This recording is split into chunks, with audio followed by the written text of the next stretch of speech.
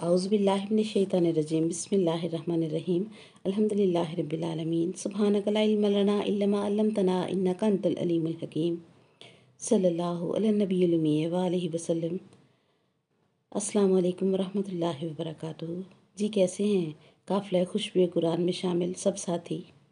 आज की गुफ्तगू के आगाज़ में हम सब रब करीम का शुक्र अदा करते हैं कि या इलाही तेरी हम्द है कि इस मुश्किल और पुरफितन दौर में जब जुल्म बर्बरियत, झूठ, फसाद, फहाशी, बेहयाई, बुराई और बद तहजीबी का दौर दौरा है, तेरा शुक्र है रब्बुल आलमीन कि तूने हम खताकारों को उस घराने से निस्बत अता कर रखी है, उस घराने से जोड़ कर रखा हुआ है कि जिस घराने पर तू खुद सलावत पढ़ता है। सुभान अल्लाह।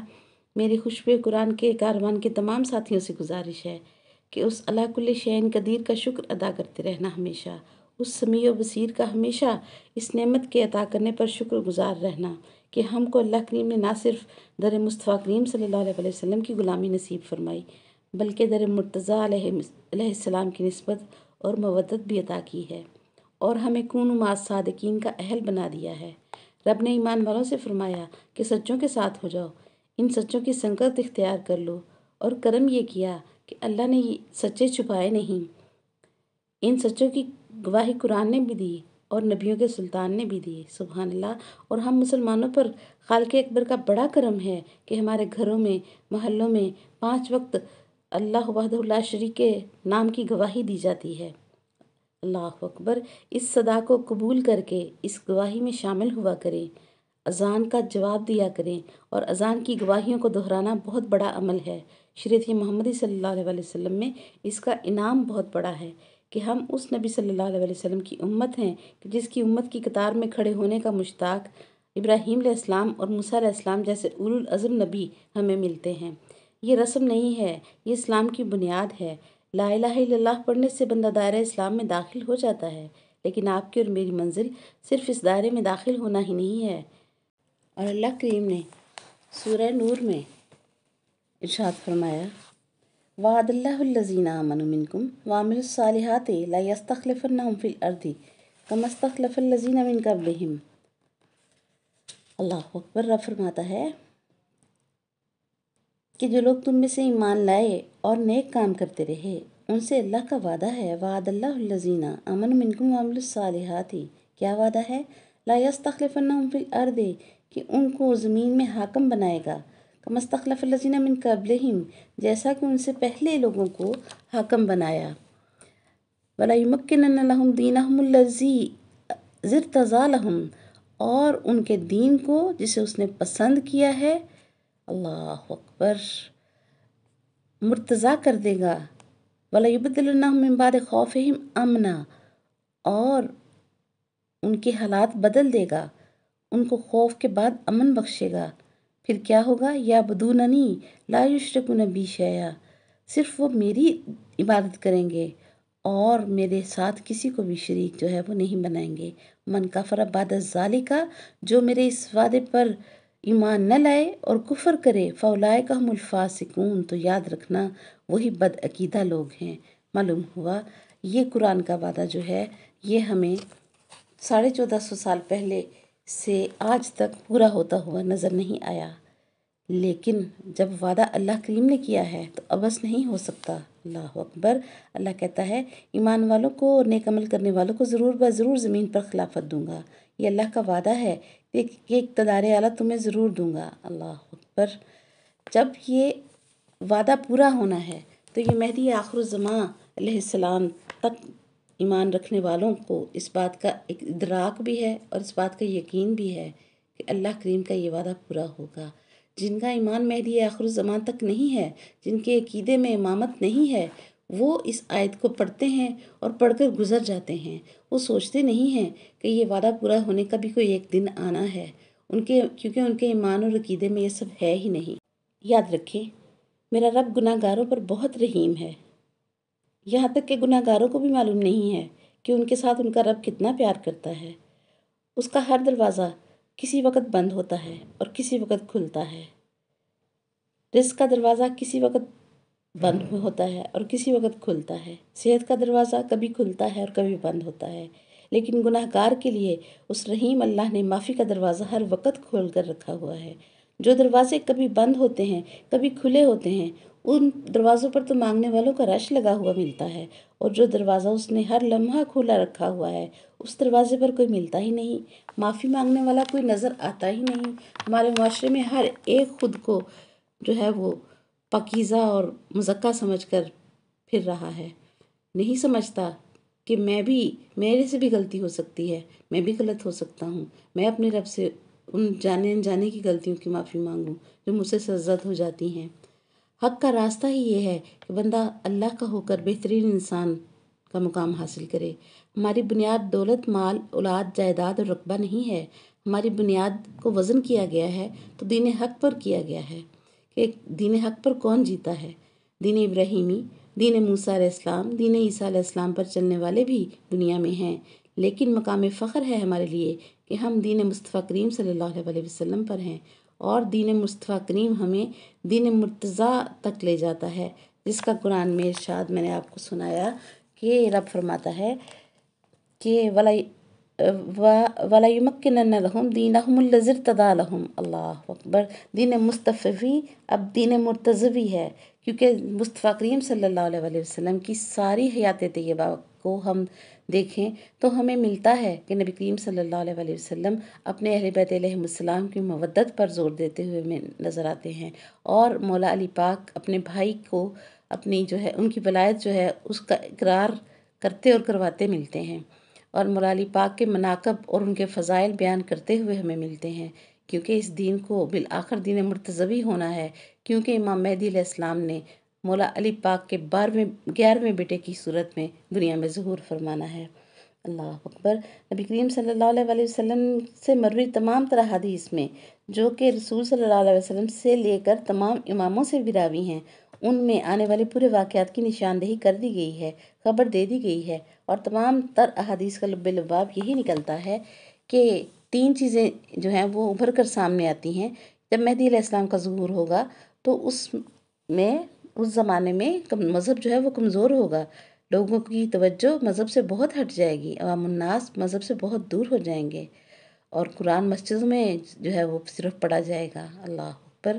اور پھر دوسری بات جو ہمیں ملتی ہے کہ شریعت کی پرواہ نہیں کی جائے گی۔ اللہ اکبر! اور خوف بہت پھیل جائے گا، امن نہیں رہے گا۔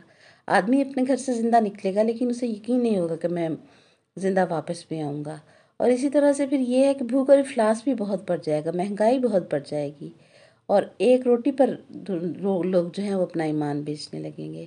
تو رب کہتا ہے کہ اتنی گرفت ہو جائے گی مذہب کی عوام کی مذہب پر کہ جب میرا مہدی علیہ السلام ظہور فرمائے گا اور دین مرتضوی جب غالب آئے گا تو پھر کیا ہے، لا یعبدوننی لا یشرکون بی شیئا، میری عبادت ہوگی اور میرے برابر کسی کو شریک نہیں کیا جائے گا۔ معلوم ہوا مذہب غالب آ جائے گا، مذہب پریشان حال نہ رہے گا۔ اللہ اکبر! اور پھر حدیث مبارکہ میں ہمیں یہ بات ملی کہ مہدی علیہ السلام کے ظہور کے بعد امن اتنا ہو جائے گا کہ شام سے یا یمن سے ایک عورت چلے گی زیور سے لدی ہوئی، مدینے میں پہنچے گی اور راستے میں سے کوئی لوٹنے والا نہ ہوگا۔ اسی طرح سے نبی پاک صلی اللہ علیہ وسلم نے یہ مثال دے کر سمجھایا کہ اتنا امن ہو جائے گا، اور پھر مثال دی کہ زمین اور آسمان اپنے خزانے اگل دیں گے۔ اللہ اکبر! اور اتنا رزق ہو جائے گا، اتنی مال کی فراوانی ہو جائے گی کائنات میں، دنیا میں، کہ زکوٰۃ لینے والا کوئی نہ رہے گا۔ اللہ اکبر! اب سوچنے کی بات ہے کہ ہمیں اس دین مرتضوی کے بغیر جو ہے وہ عمل کرنا یا جینا کیا ہمیں واجب دیتا ہے کہ یہ دائرہ اسلام جس میں ہم کھڑے ہیں، یہ خاندان رسالت مآب صلی اللہ علیہ وسلم نے اپنے سر کٹا کر اس دائرے کو بچایا ہے۔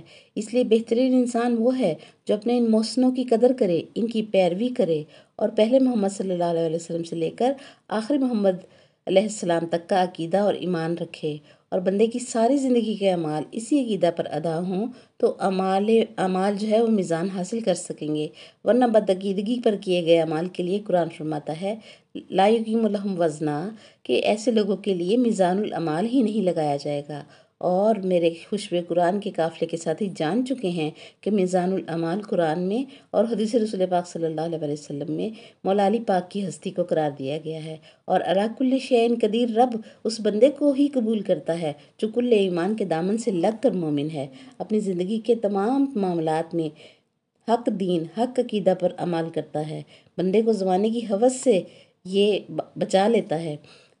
کوئی فیشن، کوئی رواج بندے کو لا الہ الا اللہ محمد الرسول اللہ علی ولی اللہ سے جدا نہیں کر سکتا۔ اس دنیا کا کوئی عہدہ مومن ہونے سے افضل نہیں ہے۔ یہ بڑی عظمت کی بات ہے کہ بندہ خود بھی اپنے بچوں اور اپنی نسلوں کو بھی اللہ کریم کے پسندیدہ دین پر رکھنے کی محنت کرتا ہوا دنیا سے جائے، کہ نبی صلی اللہ علیہ وسلم نے فرمایا میرا امتی کچھ بھی ہو سکتا ہے مگر جھوٹا نہیں ہو سکتا، اور حسنین کریمین کے نانا جان نے فرمایا میرا امتی وہ نہیں ہے جو جھوٹا ہے اور وہ نہیں ہے جو دوسروں کو دھوکہ دینے والا ہے۔ معلوم ہوا کہ بات کرے تو جھوٹ بولے تو وہ بھی نبی پاک کا امتی نہیں، اور معاملہ کرے تو دھوکہ دے یہ بھی نبی پاک کا امتی نہیں۔ تو یہی ایمان کی کہانی ہے، یہی بندے کا جہاد ہے۔ بندہ اپنے گھر میں رہتے ہوئے، اپنے بیوی بچوں میں صبح سے شام کرتے ہوئے اپنا ایمان قائم رکھے تو بندے کا ہر سانس تسبیح بن جاتا ہے اور تسبیح لکھا جاتا ہے۔ سبحان اللہ کہ حدیث مبارکہ میں ہمیں یہ ذکر ملتا ہے کہ کسی صحابی کو جہاد کا شوق تھا، نبی کریم صلی اللہ علیہ وسلم کے ساتھ وہ جنگ لڑنا چاہتا تھا اور لڑتے لڑتے شہید ہونا چاہتا تھا۔ تب اس نے اپنی خواہش کا اظہار نبی کریم صلی اللہ علیہ وسلم سے کیا تو نبی پاک صلی اللہ علیہ وسلم نے پوچھا تمہارے والدین میں سے کوئی تمہارے والدین ہیں؟ تو اس نے عرض کی کہ باپ فوت ہو گیا ہے، والدہ بزرگ ہیں اور علیل ہیں۔ تو نبی پاک صلی اللہ علیہ وسلم نے فرمایا گھر جاؤ اور اپنی والدہ کی خدمت کرو، یہی تمہارا جہاد ہے۔ اللہ اکبر! پتہ چلا سارے مراتب ایمان اور منازل ایمان بندے کے دل میں ہوتے ہیں، باقی اعمال جو ہیں نماز، روزہ، حج، زکوٰۃ، جہاد، امر بالمعروف، نہی عن المنکر، یہ سب تو بندے کے ایمان کی پہچان ہے، یہ تو بندے کے ایمان والا ہونے کے دعوے کی دلیل ہے۔ اور فطرت انسانی کے مطابق یہ دین اسلام جو نبی کریم صلی اللہ علیہ وسلم نے اتنی محنتوں کے بعد اور تکالیف جھیل کر پہنچایا، وہ نبی صلی اللہ علیہ وسلم اپنے دین کو لاوارث کیسے چھوڑ کر جا سکتے ہیں؟ کہ آج بھی بدعقیدہ ملا یہ کہتا ہے کہ نبی صلی اللہ علیہ وسلم کسی کو اپنے بعد مقرر کر کے نہیں گئے، حالانکہ یہ سراسر من گھڑت بات ہے۔ واحد اور آخری حج نبی کریم صلی اللہ علیہ وسلم کا، اور اس سفر حج سے واپسی پر نبی پاک صلی اللہ علیہ وسلم نے دین کو سرپرست، مولا اور وارث عطا فرمایا۔ ہاتھ پکڑ کر، دکھا کر مولا علی علیہ السلام کی ولایت کا اعلان کیا، اعلان غدیر کر کے گئے۔ خطبہ غدیر کتابوں میں درج ہے۔ کیسے فرمایا علل اعلان کہ جو جو مجھے اپنا مولا تم میں سے مانتا ہے، میرے بعد یہ علی اس کا مولا ہے۔ اور یہ یاد رکھیں کہ نبی صلی اللہ علیہ وسلم اپنی مرضی سے تو بولتے ہی نہیں، وحی الہی سے بولتے ہیں، پھر بھی عوام الناس کو گمراہ کیا جاتا ہے۔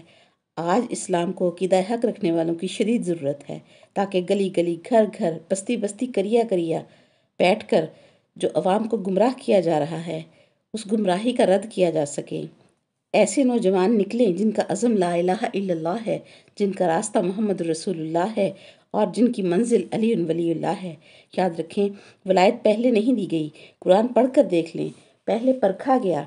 63 سال نبی صلی اللہ علیہ وسلم نے نماز، روزہ، حج، زکوٰۃ، جہاد، امر بالمعروف، نہی عن المنکر، اللہ اکبر، ہر چیز پہنچا دی۔ تو خالق نے فرمایا کہ پورا دین پہنچا کر اللہ تعالیٰ نے ارشاد فرمایا کہ اعلان کر دو یا ایھا الرسول بلغ ما انزل الیک من ربک وان لم تفعل فما بلغت رسالتہ واللہ یعصمک من الناس۔ اللہ اکبر۔ اور رب ارشاد فرماتا ہے سورہ مائدہ میں کہ الیوم یئس الذین کفروا، کہ یاد رکھو آج کے دن کافر مایوس ہو گیا، من دینکم، تمہارے دین کو ختم کرنے سے، کہ جو اس کی خواہش تھی کہ یہ دین ختم ہو جائے گا، مٹ جائے گا، وہ اس بات سے مایوس ہو گیا ہے۔ فلا تخشوہم، پس ان کافروں سے نہ ڈرو، واخشونی، اور میری خشیت اپنے دلوں میں رکھو۔ پھر فرمایا الیوم اکملت لکم دینکم، آج کے دن میں نے تمہارے لیے تمہارا دین مکمل کر دیا۔ واتممت علیکم نعمتی، اور میں نے تمہارے اوپر اپنی نعمتوں کے خزانوں کو لٹا دیا۔ ورضیت لکم الاسلام دینا، اور میں آج کے دن تمہارے لیے اسلام کو دین مان کر راضی ہو گیا ہوں۔ اللہ اکبر۔ اور بہت ہی خوبصورت آیت اور بہت ہی خوبصورت حصہ اس آیت کا وہ آخر میں ہے۔ رب فرماتا ہے فَمَنِ اضْطُرَّ فِي مَخْمَصَةٍ غَيْرَ مُتَجَانِفٍ لِإِثْمٍ فَإِنَّ اللَّهَ غَفُورٌ رَحِيمٌ۔ سبحان اللہ۔ ہاں، جو شخص لاچار ہو جائے بشرطے کہ گناہ کی طرف مائل نہ ہو اور گناہ کا ارادہ اس کا نہ ہو، سرکشی اس کے دل میں نہ ہو، اللہ اکبر، تو اس کے لیے کیا انعام ہے؟ اس انعام کا بھی اشتہار اللہ نے قرآن میں لگا دیا کہ ولایت علی علیہ السلام کو ماننے والے سن لے، نافرمانی کی نیت سے گناہ نہ کرنا، سرکشی اور بغاوت کی نیت کر کے گناہ نہ کرنا، بغاوت کے علاوہ، سرکشی کے علاوہ جو گناہ تم سے ہو جائیں گے میں اللہ غفور بھی ہوں، رحیم بھی ہوں۔ بہت بڑی رعایت مل رہی ہے قدرت کی طرف سے کہ مجبوری سے گناہ ہو گیا، نافرمانی کا ارادہ نہیں تھا، سرکشی کا ارادہ نہیں تھا، تو رب کہتا ہے میری بخشش اور رحمت باہیں کھول کے کھڑی ہے۔ اللہ اکبر۔ اور دوسری جگہ سورہ شورى میں رب ارشاد فرماتا ہے آیت مودت کو مکمل کرتے ہوئے مَن یقترف حسنۃ نزد لہ فیہا حسنا فإن اللہ غفور شکور۔ رب فرماتا ہے جس بندے کے عمل میں حسنہ ہوگا۔ یہ آیت نازل ہوئی، صحابہ کرام نے پوچھا یا رسول اللہ صلی اللہ علیہ وسلم حسنہ کیا ہے؟ تو نبی کریم صلی اللہ علیہ وسلم نے فرمایا مولا علی علیہ السلام کو دیکھ کر کہ یا علی حبک حسنۃ، اے علی تیری محبت وہ حسنہ ہے، وہ نیکی ہے، لا تضر معہ سیئۃ، جس کے ساتھ گناہ نقصان نہیں دیتے۔ سبحان اللہ۔ اور اللہ فرماتا ہے جس کے دامن میں حسنہ ہوگا یعنی علی علیہ السلام کی ولایت ہوگی فإن اللہ غفور شکور، میں اللہ اس کے گناہ بھی معاف کروں گا اور اس کا شکریہ بھی ادا کروں گا، اس کی قدردانی بھی کروں گا۔ اللہ اکبر۔ مولا علی کی ولایت کے اعلان کے ساتھ ہی اللہ کریم نے واضح فرما دیا کہ کافر مایوس ہو گئے اور دین کبھی بھی مٹے گا نہیں۔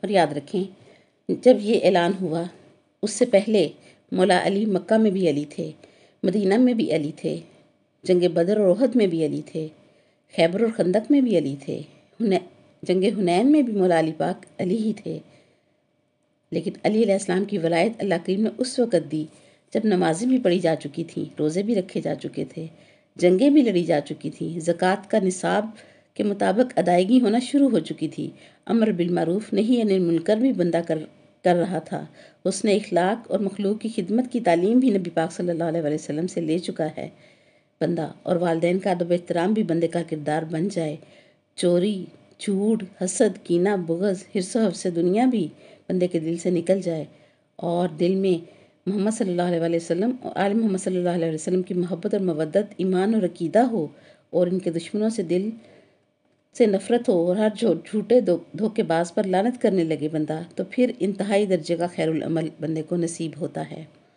اور خالق کا اعلان ہوتا ہے کہ اب آخری نعمت ولایت علی علیہ السلام عطا کر کے میں نے اپنی نعمتوں کے خزانے خالی کر دیے ہیں، میری اس نعمت کی قدردانی کرنا، اور جو میری اس نعمت کی قدردانی کرے گا اس کی قدردانی میں اللہ کروں گا، اور بغیر سوچے سمجھے اس خاندان تطہیر کو تسلیم کر لو جیسا کہ تسلیم کرنے کا حق ہے، اسی لیے کلمے کی انتہا علی ولی اللہ ہے۔ ہم کو ہر اس چیز کا مکلف کیا گیا ہے جس کے ہم اہل ہیں، اگر مالدار نہیں ہیں تو زکوٰۃ و حج سے مبرہ ہو گئے، جس کی طاقت ہم میں نہیں ہے اس عمل کا ہم سے سوال نہ ہوگا، جیسا کہ علیل اور مریض سے روزے کا سوال نہ ہوگا، لیکن ولایت علی علیہ السلام کا مرحلہ کسی بھی حال میں قصر نہیں ہوگا۔ اسلام نام ہی اس بات کا ہے کہ جو نبی صلی اللہ علیہ وسلم دیں، عطا کریں، وہ لے لو، اور جس سے نبی صلی اللہ علیہ وسلم روکیں وہاں سے رک جاؤ۔ اور ولایت کا مرحلہ انتہائی مرحلہ ہے۔ ولایت مال جوڑتی نہیں، جمع نہیں کرتی، ولایت کا ماننے والا مال تقسیم کرتا ہے۔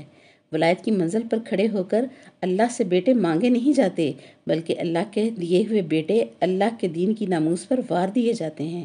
علی مولا کی ولایت کسی فرقے کی طلب کا نام نہیں ہے، بلکہ یہ اللہ کریم کے دین حق کی طلب کا نام ہے، اللہ کے دین کے نفاذ کا نام ولایت علی ابن ابی طالب ہے۔ یہ سب مومنوں کے مولا، امیر، ولی اور سردار کا نام علی ہے، اور نبی صلی اللہ علیہ وسلم کا یہ بیان کہ جس کا میں مولا ہوں اس کا یہ علی مولا ہے۔ یاد رکھیں علی کی ولایت کو مانے گا ہی وہ جو محمد صلی اللہ علیہ وسلم کی نبوت کو مانتا ہے، جس نے حضور صلی اللہ علیہ وسلم کو ہی نہیں مانا اسے دین کی کیا خبر ہوگی۔ اور نبی صلی اللہ علیہ وسلم نے اعلان ولایت فرما کر کامل اکمل دین فرما دیا، اور جب اعلان ہو گیا تو تمام صحابہ نے مبارکبادیں دیں، تو رب نے فرمایا الیوم اکملت لکم دینکم واتممت علیکم نعمتی، سبحان اللہ۔ اور نبی صلی اللہ علیہ وسلم اپنی امت کو فرقوں سے نکال گئے، دو چیزیں عطا کر کے گئے، اپنا ترکہ بیان کر کے گئے، قرآن اور اہل بیت فرما کر گئے۔ فرمایا انی تارکم فیکم الثقلین کتاب اللہ و عترتی اہل بیتی۔ حدیث ثقلین اس کی تصویر ہے، اور ایک طرف پوری عالم اسلام سازشوں بھری تاریخ ہے، اور دوسری طرف لا تضل بعدی کی سند والی یہ حدیث ثقلین ہے۔ اب آپ اور میں خود غور فرما لیں کہ آپ نے چلنا کس طرف ہے، فرقہ نہ دیکھیں۔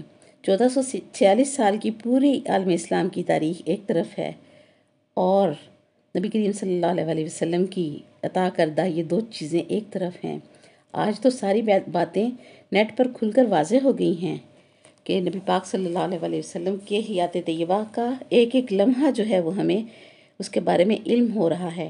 اب کتابیں پڑھنے کی ضرورت نہیں ہے کہ میدان جنگ سے بھاگا کون اور جم کر لڑا کون، نبی صلی اللہ علیہ وسلم کی حفاظت کس نے کی، اور نبی پاک صلی اللہ علیہ وسلم سے غداری کس نے کی، منافقت کس نے کی، اور نبی صلی اللہ علیہ وسلم کو قتل کرنے کی کوشش کس نے کی، اور پھر بی بی صاحبہ کا حق کس نے چھینا اور اللہ کے غضب کا حقدار ہوا، اور علی مولا سے کون کون لڑا، مولا حسن پاک کے جنازے پر تیر کس نے چلائے، اور مولا حسین پاک کا راہ کس نے روکا، اور ظلم ان کے اوپر اور ان کے خاندان پر کس نے کیا، اور پھر قرآن نیزوں پر کس نے بلند کیا، شراب پی کر نمازیں کس نے پڑھائیں، عورتوں کے سر پر امامے رکھ کر فجر کی نماز کی امامت کس نے کروائی۔